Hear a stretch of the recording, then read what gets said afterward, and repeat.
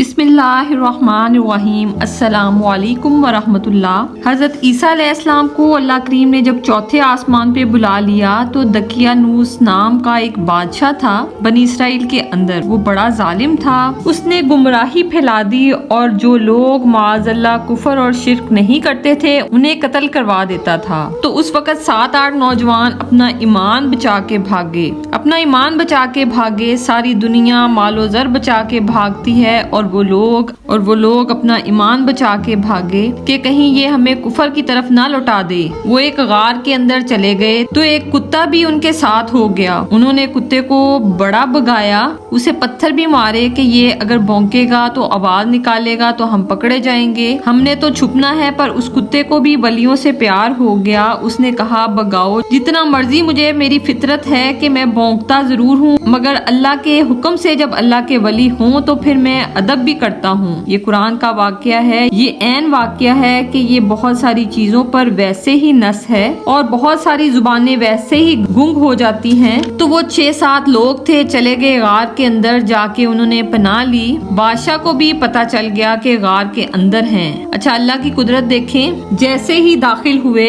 इन्हें नींद आ गई। ये सहाबे कहफ है और ये सो गए। और कुरान मजीद कहता है, कुरान पाक के ये लफ्ज हैं कि कुत्ता गार के मुंह पर बाजू फैला के बैठ गया, गोया अपने मालिकों की खिदमत कर रहा है। मियाँ साहब क्या फरमाते हैं इस बारे में? जिन जिस्मों में इश्क नहीं उनसे कुत्ते अच्छे हैं, जिन जिस्मों में इश्क नहीं उनसे कुत्ते अच्छे हैं। चलो मालिक के घर पहरा तो देते हैं ना, सब्र के साथ भूख प्यास के बावजूद। देखो ना कि इतना तो उनके अंदर भी कमाल है। जहाँ इंसान वफा नहीं करता वो कभी देखे कि कुत्ता भी अपने मालिक के साथ वफादार होता है। तो इंसान अगर अपनी इंसानियत से गिर जाए तो कुत्ते की सिफ्त से भी नीचे चले जाता है। खैर, अपने दोनों बाजू फैला के कुत्ता भी गार पे बैठ गया। इनको असहाबे कहफ को नींद आ गई। बादशाह ने पता करवाया कहाँ भाग के गए, तो कहा वो गार के अंदर हैं। तो बादशाह कहने लगा कि इनकी सजा ये है कि एक दीवार चुन दो, गार के मुंह पर गार को ही बंद कर दो। जिस बंदे की ड्यूटी लगाई गई गार चुनने की, वो बंदा बड़ा ही नेक इंसान था जिसको गार के आगे दीवार बनाने का जिम्मा दिया गया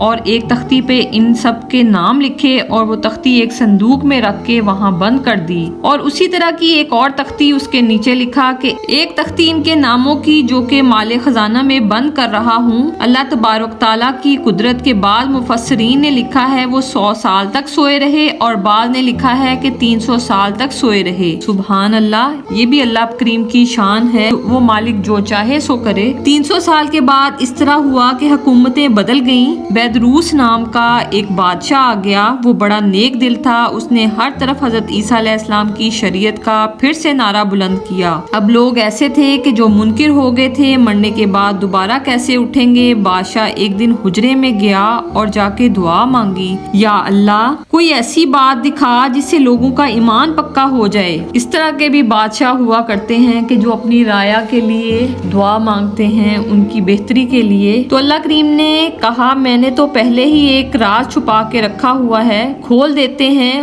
उसने दुआ मांगी और इधर क्या मामला हुआ कि एक चरवाहा बकरियां चुराने वाला वहां से गुजरा। उसने सोचा ये दीवार है, अगर इसका मुंह खोल लूं तो बकरियां यहाँ थोड़ा सा धूप के अंदर सस्ता लिया करेंगी। उस चरवाहे ने क्या किया कि उसने वो दीवार गिराई ताकि मेरी बकरियां अंदर जाया करें। वो दीवार गिराई तो उसके अंदर 6-7 लोग सोए हुए देखे और कुत्ता भी सोया हुआ देखा। अल्लाह तबारक व तआला अपनी कुदरत से, अपने फजल से उनकी करवटें भी बदलता रहा। एक तरफ इंसान पड़ा रहे तो उसके अजाब भी गल जाते हैं, उनकी करवटें भी बदली जाती रहीं, मुनासिब रोशनी भी दी जाती रही, हरारत भी। उसने दीवार गिराई तो उनकी आंख खुल गई। एक दूसरे से कहने लगे आज तो बड़ी गहरी नींद सोए हैं यार, आज तो लंबी नींद ही पूरी कर ली, चलो भूख बड़ी लगी है। फिर उन्होंने एक दोस्त को भेजा। ये वाकया सारा कुरान पाक में मौजूद है, मैं यहाँ अपने लफ्जों में बयान कर रही हूँ। उन्होंने एक दोस्त को भेजा कि खाना ले आओ। पैसे वही उनके पास थे जो 300 साल पुरानी करेंसी کرنسی تھی۔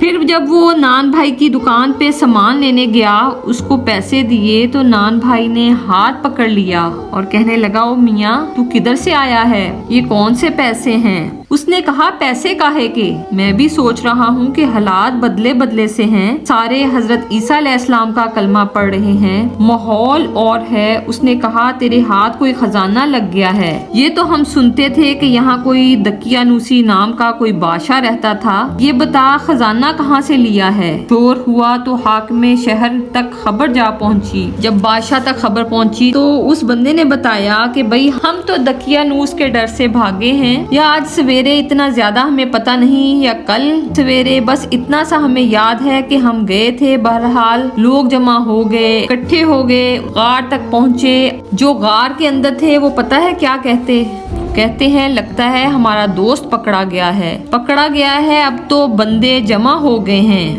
وہ اندر ڈر رہے تھے اور اللہ کو یاد کر رہے تھے۔ ادھر یہ پہنچ گیا جب لوگوں نے یہ جیتا جاگتا رب کے فضل کا نمونہ دیکھا، اور بادشاہ نے کہا، یہ کیا ہے؟ صندوق کھولا تو اس کے اندر وہ تختی لکھی تھی کہ یہ ان کے نام ہیں، یہ دقیانوس کے ڈر سے بھاگے ہوئے ہیں، یہاں یہ سو رہے ہیں، اور اس کی ایک تختی میں نے فلاں جگہ بھی دفن کی ہے۔ وہ تختی بھی وہاں سے نکل آئی۔ اب سب لوگوں کی آنکھوں میں آنسو ہیں اور سب کہنے لگے، لا الہ الا اللہ، لا الہ الا اللہ، لا الہ الا اللہ، سب کہنے لگے، ان اللہ علی کل شیء قدیر، بے شک میرا رب ہر چیز پر قادر ہے۔ جب ان کی بات پوری ہو گئی، لوگوں کے ایمان پختہ ہو گئے، تو اصحاب صحف کہنے لگے کہ ہمیں اب اجازت ہے، ہم پھر دوبارہ غار میں جاتے ہیں۔ وہ غار میں گئے تو رب نے پھر انہیں موت عطا فرما دی، نیند عطا فرما دی، تحفہ دیا۔ بادشاہ وقت نے پھر اس کے آگے دیوار بنوائی اور وہاں بادشاہ نے ایک مسجد تعمیر کروائی، لوگ زیارت کرنے جاتے ہیں۔ یہ اصحاب کہف کا ذکر ہے، اور کہاں ہمارے مفسرین نے لکھا ہے،